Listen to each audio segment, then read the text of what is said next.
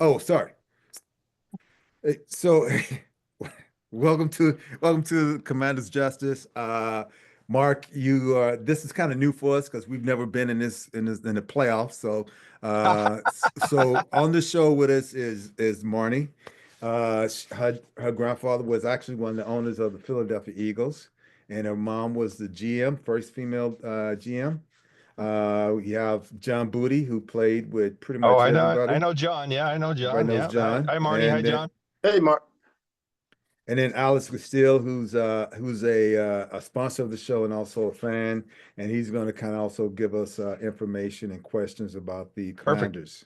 So that's who Perfect. you're on the show with, and this is a unique show because we don't have anybody that we're going against. We're just going to kind of ask you questions about Sure. a lot of different things. You've been a quarterback, you've been in the playoffs, been in the Super Bowl, understanding all the pressures and things like that. So let me start it off real quick. As a quarterback leading your team to the playoffs, do you feel that pressure, or do you just kind of say, I've been doing it a certain way and that's the way it rolls? Well, I think in that era, you're held accountable to go not just getting in the playoffs, but going deep into the playoffs. And I think that's one of the uniqueness of that those 10 years, 82 to 92 in Washington. My maturation process was, can he win a playoff game? And I don't think, when you look at it now where we're at, I think, we want to see Jaden go deep into the playoffs. But one of the question marks for at least me personally was, can I get in the playoffs? And I think we played John's team in 80 or 1990 and beat them after the body bag game in Philadelphia. And when we did so, that said, hey, okay, Rypien, at least as a quarterback, he's led us to a playoff game, playoff victory, and you're held very highly in Washington, D.C. as a quarterback. Yeah. I mean, A just free coming off. section. Yeah, exactly. So just coming All off of us are frozen. my uh, you know, being by mentor and winning in 87, 88, and then, JT, Joe Theismann and Rigo back in 80, 82. I mean, it was Washington expected a lot. The city expected a lot. The fans expected a lot. And if you got in the playoffs, you wanted to go deep in the playoffs. So I think, we're at that point now where we're excited about this team for sure. But hey, we're in the playoffs. Why can't we win it all? Yeah, yeah. Exactly. Hey, that's another question, I guess, is you. I think it was first 2 years you set the bench, right? And so, you Sat the know, bench. That's you're being kind. That was a way to kind of have a practice squad without having a practice squad. Ken, you remember those days where they I do. found they found injuries that maybe quite didn't exist, right, John? Those pseudo IR people, we Well, learned when I was with the New York Jets, we learned, hey man, that team down in Washington, they got starters on injury reserve down there practicing. I'm like, golly. Yeah, it was crazy. Yeah, they found a way to hide you a little bit, make sure that you're still getting the meetings in, you're still getting the practice in. I remember working diligently with Jerry Rome on the other field, and just trying to do everything I can that when my number was called, which was against you, Ken, in I think 1980, 80, 88, Doug had an appendectomy and I had an emergency situation, and my first start was in Phoenix against the Yeah, Cardinals. it was. It was. I Yeah. tried to light you up. Hey, You Ken, Uh, did. can I can By the I way, you did light me up. yeah, hey Ken, can I ask a question real quick? sure. Does this show how the ownership wants to win? What Mark just shared with us, how they found a way, and Joe Gibbs, they found a way to get players on the team on injury reserve, but still, that meant Jack Ken Cook wanted to win. Oh, Innovation. Yeah, I agree 100%, John. Innovation was part of, one, Joe had a philosophy, and not that Mr. Cook was writing blank checks, but, Right. I mean, he's saying we're putting who on the bench? I don't even know this kid, Mr. Cook would say. Oh, you better be right, Joe, because I tell you what, if you're not, and Right. so it was, yeah, it was an ownership. And you look at this ownership, right in the middle of the season, we get a lockdown corner, Lattimore that we needed, to be a part of this defense, which is the second half of the season. I know, John, both you and Ken and Marnie, that our defense has played pretty doggone good. Yeah. I think we're holding teams under 20 points in almost every game, and that process is just as much needed as we are special teams. And we all know what the offense is doing. Jaden has just been absolutely phenomenal. And Terry and just getting the running game and pieces in place to make a run here in the playoffs. Well, I'm gonna ask one more question and I'll spread the wealth around. Like early on, quarterbacks would sit the bench for 2, 3 years under somebody. Quarterbacks are coming out of now college and they're expected to be superstars. Do you think that's a fair pressure, or the college is preparing quarterbacks to come out to be stars? That's a game today. They don't have the luxury, and the quarterback today, the team wants to win yesterday. That's Yeah. kind of the process they're in now. And I just kudos to Jaden, and even Caleb Williams, who came out here and played well, and some of these younger quarterbacks that are you're judged on wins and losses. Let's face it, in this league, and it's hard to get a win in this day and age. The teams are in the parity and the salary cap and everything else. They try to keep teams as much parity as possible. So it's they don't have that luxury anymore. I think they do have the luxury now of playing in pro style offenses in college and RPOs and some of the things they're doing in college and what Jaden's has done. He's put these goggles on. I wish I knew what they were. I'd like to kind of see the game from his I know, right? his standpoint, because it's been pretty, and he's been doing that in college. So it's a pretty unique concept. I think it's proven well for him, and it's just kind of cool to see his maturation this year. Everybody's gonna start doing it. Well, let me pass the ball. I actually don't have a ball, but Gosh.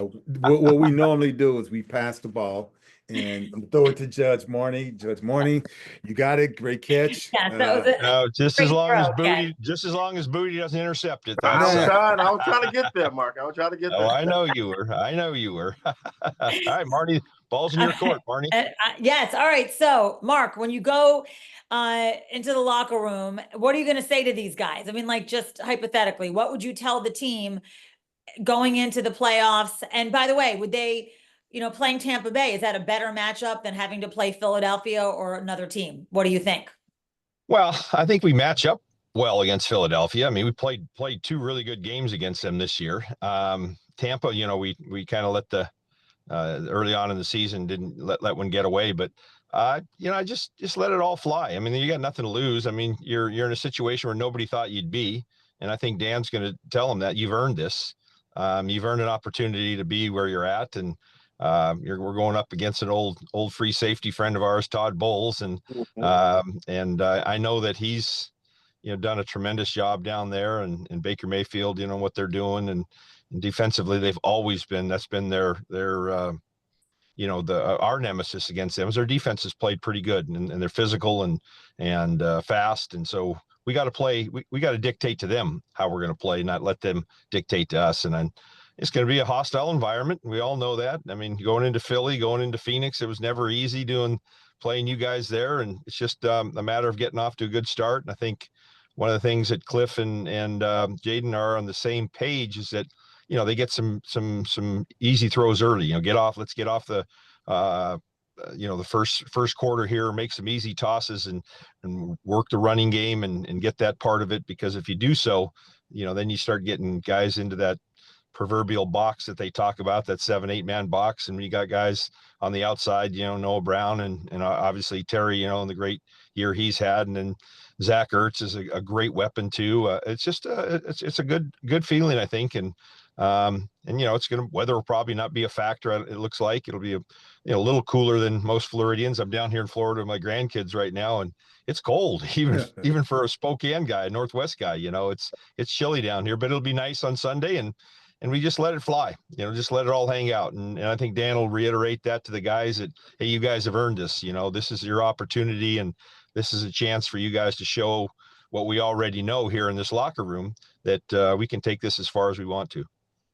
So playing in a hostile environment, I mean, how much does that impact the team? Like, how did you feel it, or were you able to tune it out? I mean, just curious.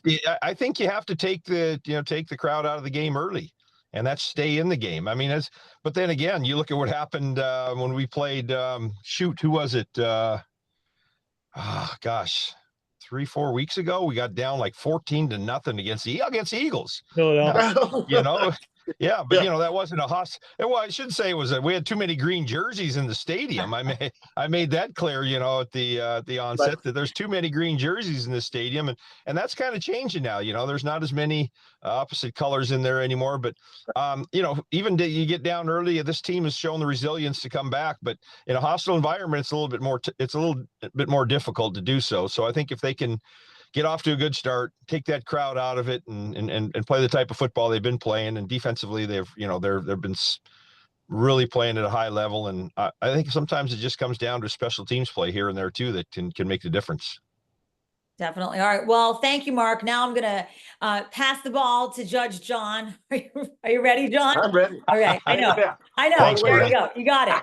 Good Hey, job. Marnie, who is your grandfather? Leonard Toes. Oh, yeah. Okay. Absolutely. Yep. Great.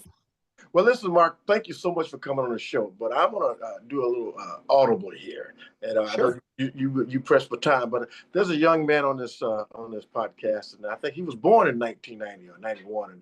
And when you were Super Bowl 88. MVP. I was born in 88. Okay, I got 88. And so he loves the Washington Commanders, Redskins, get him a W on the shirt. But I'm going to punt to him and let him ask some questions. And he's also our sponsor. But Alex, take it away. Yeah, Mr. All right, Rip, Alex. to be on with you. And Wait, do this- hang on, Alex. My dad passed away a long time ago. Call me Rip or Big Fella or whatever, but Yes, sir. no Mr. Rip. But thank you for your politeness, but call me Rip. Absolutely. Thank you. So Hey, I no, so my hey, questions are- Alex, don't you dare call him Rip. I'm not. I know my place. I don't There have you that seniority to do that. But Okay. my question, I have two. So it's interesting because Jaden Daniels came into the season as a rookie quarterback, obviously, where there were really no expectations per se. We didn't have, we got to make the playoffs, we got to win 10 games, we got to win 8. There really were not any expectations, I don't think, or I guess there were low expectations because it was a rookie, new coach, a lot of turnover on the roster. But now here we are in the playoffs, and there are expectations. And can you kind of talk about what it's like to be a quarterback of this franchise when there are expectations? Like when you started and played for us, there were expectations every single year, and I think it could be hard to play with that if you're not used to it. Well, I think that's a good question. I think they set a standard and a culture now there in Washington that they're going to have to live up to each and every year now. Dan Quinn's going to expect this out of the team, and I think we're all going to expect it because I don't think there's anywhere but greatness from number 5. I mean, he just plays such at a calm level for a guy that is young in his years to be doing the things he's been able to do. But now there's an expectation because of this culture that they've built there. They've earned that. They've built on it. And Adam Peters and Dan Quinn and Josh Harris and then the organization there have really built a culture that is fulfilling to be a part of. And I think that's the biggest, most integral part of what they've been able to do is trust and believe in each other and go out there and play with not necessarily chip on their shoulder, but play with a type of audacity to just, never let anything, all the other noise that, we hear in Washington and, the fans aren't coming because this team is not doing well. And they're changing that dynamic now, and they're doing it because of the greatness that they had this year, and kudos to them. I agree. Well, my last question is, we're getting ready to play Tampa for the second time, and that's, I think there will be a benefit for Jaden Daniels, of course, going against Tampa Bay the second time. Todd Bowles likes to blitz. It's a very exotic defense. What kind of, differences from the first game against these guys to the second game? How can we move the ball better against that blitzing defense that they throw at you? Well, when you blitz there, you're setting yourself up for some big plays too, and that's not necessarily just in the passing game; it's also in the running game. When you hit something north and south with some, with an opportunity to make somebody miss, there's a lot less bodies back there to tackle. So I think that's one of the things that they'll have to be able to do early is sustain the line of scrimmage and make that line of scrimmage theirs and own it. And you take the will out of a team if you can. Run the football and then through the run, you make some big plays in the passing game. You won't see as many blitzes or they'll have to blitz now because they want to catch up, and there's a lot. It opens up for a lot bigger plays. So I think they'll have an understanding of what they did the first time around. They'll look at the game plan of what they did and how they did it, and I think they'll adjust accordingly. And I look for some big plays, and it's just a matter of this team protecting the football, which is, by the way, has been one of Jaden's go-to things. He protects the ball for a guy that's young and in the pocket and getting hit quite a bit. He's done an amazing job not throwing interceptions and holding on to the football. So I think that that part of it we need to also keep in mind is that anytime you're on the plus side of the turnover margin, your chances of winning go up drastically. So, and before I throw it to JB, I just wanted to point out to what Mr. Rypien was saying, 16 interceptions for Baker Mayfield, 13 fumbles. So he didn't lose all 13, but he'll put the ball on the grass every now and again. Hopefully we can capitalize off that. Absolutely. He's a gunslinger, and he likes to, kind of like he wants to go to Evans and he wants to make the big play. And sometimes when you do that, you hold on to the ball a little bit, and we just need to be around it and pick some of those up. Yes, sir. Well, and Alex, you said earlier 9 total touchdowns in the last. Yeah, I wrote down. I was just doing some research for the show, and they've only allowed 9 second half points the last 5 weeks total. Tampa's defense, so they've made some adjustments at halftime. So, and the commander, the cardiac arrest kids like to win in the fourth quarter. So. Yeah. So they got to work on that. I mean, as far as that can concern. But Mark, I want to go back to something you said earlier. And Ken, this is my last question here. And I also want to state that I did pick the Commanders to go 10-7 this year. Oh yeah, this old Eagle did pick the Commanders to go 10-7 in the summer. Yeah. So free agency is coming up. I know we got the playoffs, but I think players gonna want to come to Washington to play. What's your assessment on that? It's kind of like the NIL, I mean, the team's winning, they want to be around, they want to be around winners, and why wouldn't they? I mean, they're building a culture, and you're seeing some of these cultures in certain cities that are crumbling, right in front of our eyes, and leadership has a lot to do with it. So there's no doubt that we're not going to lose players because of our culture. We're going to actually gain players, and having guys, a pro of pros like Jaden. I mean, gosh, the kid's young and just is so mature, and his leadership is beyond anything I've seen for a kid his age. So there's going to be offensive guys who want to come there because of him. There's going to be defensive guys who want to come there because of, Dan Quinn. He led the Legion of Boom, back in the day. And Bobby Wagner was part of that deal. And Bobby's having a great year this year. And, we're just getting to the tip of the iceberg right now where this thing could go. And let's just keep it going, though. It's been a fun journey to be a part of and a fun bandwagon to be on. And I just hope we can get through this week and then get into the next week, and let's keep it going. Yeah. Ken? Well, hey, man, just I know you look too young to have grandkids, but I know you got to pick up your grandkids. And I tell you what, we need shovels now. You know what? We need shovels to get some of this BS out of that room. That's how you keep people on the show. You just gotta kiss up. Well, I want to come back on. I like your show. It's good. I'm sorry. I just caught my daughter just told me this morning they got early release on Wednesdays, and so or else I'd be here till probably 3:00 or until you guys kick me off, so yeah, no, we'll definitely have you back on the show. We want to respect your time, appreciate you being on, and once you get off, we'll talk a whole bunch more about how great you are and all that stuff. Oh, yes. Hey, Mark, I know you're a scratch golfer, and you're one of the best and the best of the NFL legends.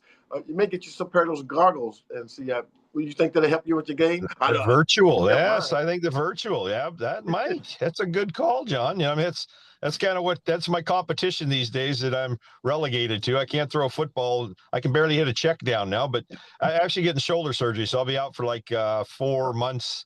I have two full thickness tears in my left rotator cuff and labrum, so I'm going to go in on the January 20th, and then I'll be out for a little bit, but I'll come back better than ever. So look forward to it. But yeah, I just love the game of golf. It gives you those competitive juices, you know, that we all miss. We all need something to keep us going. So thanks, though. Appreciate it. And Alex is he's a scratch golfer too, so you better watch out for him. No, All right, I'm let's no go, scratch Alex. golfer. I do live in Annapolis, so next time you're playing Queenstown, I'll have to come and take some pointers from you or something. Come out to the Mickey Steele event. You're always welcome. And if you're a single digit, we'll get out and bang it around a little bit. I love it. Not Hey, a kid, single digit. He's oversold me a little bit. He just left us out, right, kid?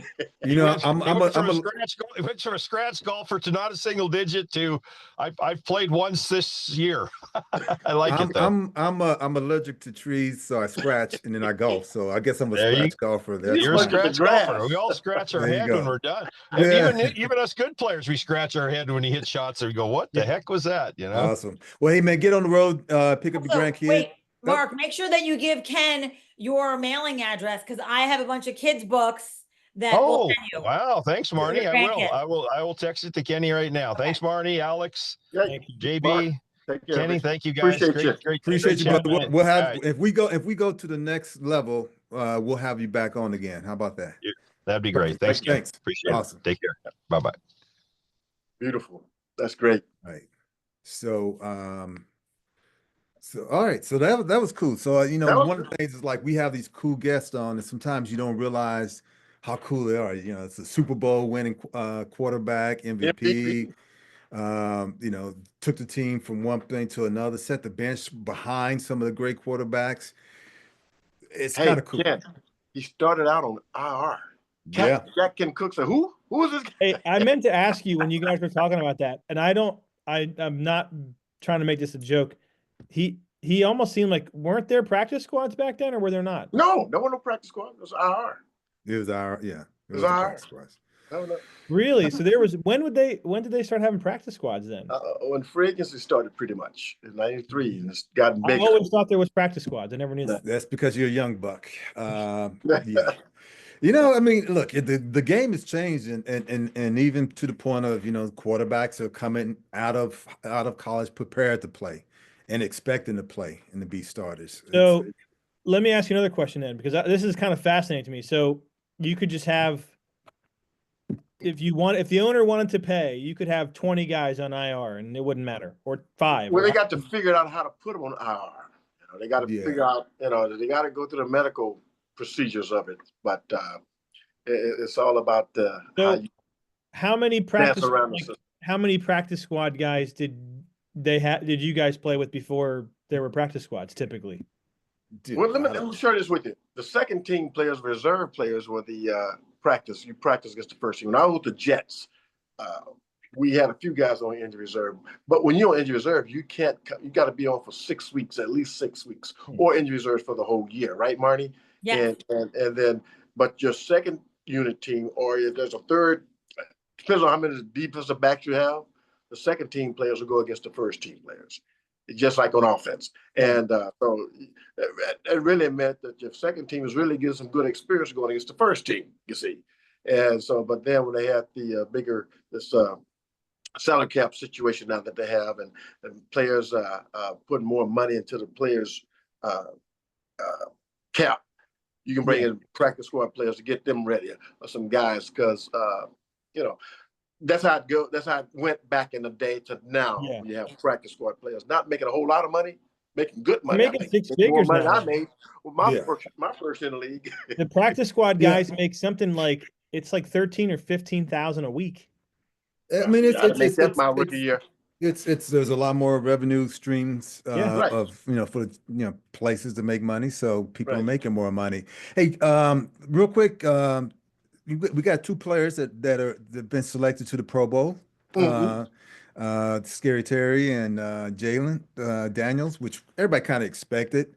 You know, it says a lot because your peers get a chance to see you, and that's one of the good things about being on TV and having those close games and all that stuff. You get more highlights. The more highlights you get, more players see you, and they can see what you can do. But I think it's an honor. Some guys maybe should have, you know, every year there's somebody that you think should have went to the Pro Bowl. But it's an honor for those guys to be there, and I'll speak on myself because I was there a couple of times. Hey, Ken, how many times? 4. I can't see. Was that? Four in a row.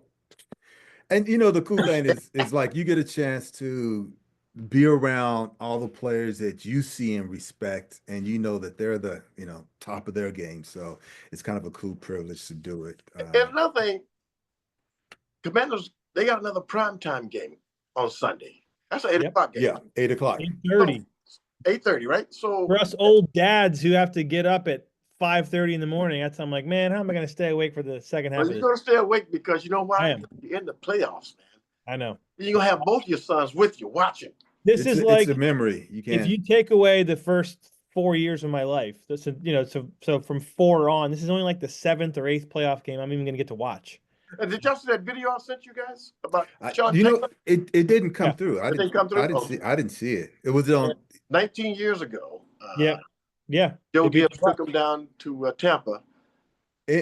Anyhow, real quick, we're still recording, so we are? can, yeah. Yeah. So we can Well, I thought so. I'm good with that. This is good banter for the show. we can go off because we'll have another guest on, and this is really Good exciting. tease it. It's a Hall of Famer that's coming on as our next It's guest. a Hall of Famer, and thank you for teaching me. You're right. We got to tease stuff like that, and also check us out on Spotify. Who's our sponsor, Ken? I subscribe, don't know. like, Who's the sponsor? and our sponsor is Alex Castile Real Estate. Alex, why don't you give us a quick brief about who you are and why you decided to sponsor this great show? Well, number one, because of you three. You guys are great. That's why I wanted to be a part of it any way I could, even if I wasn't on as a guest. But we're real estate here in Annapolis and the DMV, but we do help folks, around the country. We help folks buy and sell and invest in real estate. Even with rates being what they are now, there's still plenty of opportunity out there. For example, I'm actually helping a couple clients, including myself as well. There's a unit, a big building in Ocean City, Maryland, that all the units are being auctioned off. And so I'm coordinating that today, and there's opportunity to buy, sell, and invest in the market at any given point. So check us out, EstellRealEstate.com, ESTILL realestate.com. Perfect. Excellent. And Ken, I want to say this to Alex. Alex, we missed you last week because we had this Dallas Cowboys fan on, Justin Armstrong. And I had a text with Justin, and Justin said he's going to get us that video. Yeah. Good. He said it was a heartbreak. He thought they were going to win. I thought we were going to lose. Yeah. I mean, there were a lot of hard. That's become our MO, is that we've made these miraculous comebacks in the fourth quarter, and win the game, find a way to win, which is a curse, which is a blessing, but then it could also be a curse as you get closer with better teams. My critique of the team so far, look, it's hard to nitpick the offense, but as I've said before, they have a tendency, every couple of weeks to go long periods of the game without putting many points on the board. And they did that again, against Dallas in the first half. I mean, 3 points at halftime, that's not going to get it done. So you've got to get off to a better start this weekend. And you got to give it up for the first rounder. Yes. Pro, Mariota. Man, he came in there like, hey, I can use my legs. They old, but I can use them. 3 touchdown drives in the second half. Yeah. Well, the cool thing is that you can see the difference between him and other teams where they've had their number 2 come in, and they've been a little. He's a vet, man. He's a first rounder.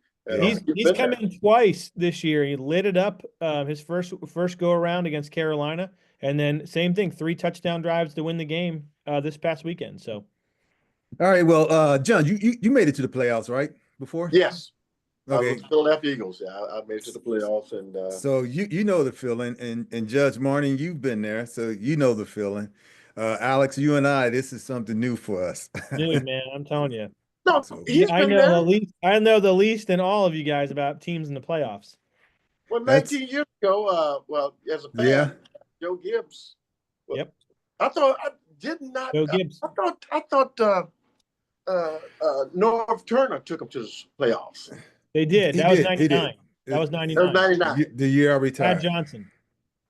Huh? And Brad Johnson was lights out that year, man. He made a Pro Bowl, and it was, great. That was I think the best team Washington's had until this year. That's the year Turk snapped the ball to the ground, right? Yep, Dan Turk Okay. rolled it back to his brother and Brother, yeah. couldn't get the kickoff, and Could have yeah, won it, right? tough. Against Tampa, was it not? I was against Tampa. And the last thing before we sign off, interesting note about the game, Sean Taylor game from 05, that we won that game when Mark Brunell only had 41 passing yards the entire game. Wow. That's an NFL record for fewest passing yards in a playoff win. Hey, was Sepp on that team? Sapp was on, he might not have been in Tampa. I think he was in Oakland at that point. Oakland, Sepp, okay. Yeah. Well, anyhow, hey guys, we got to sign off, and then Okay. we will come back with the next show. But this is good stuff, and thank you for all our fans who watch the show, listen to the Give show. us a 5-star rating. 5-star review, like and subscribe. Yeah, there you go. Spotify. We're out. Peace. All right. Peace.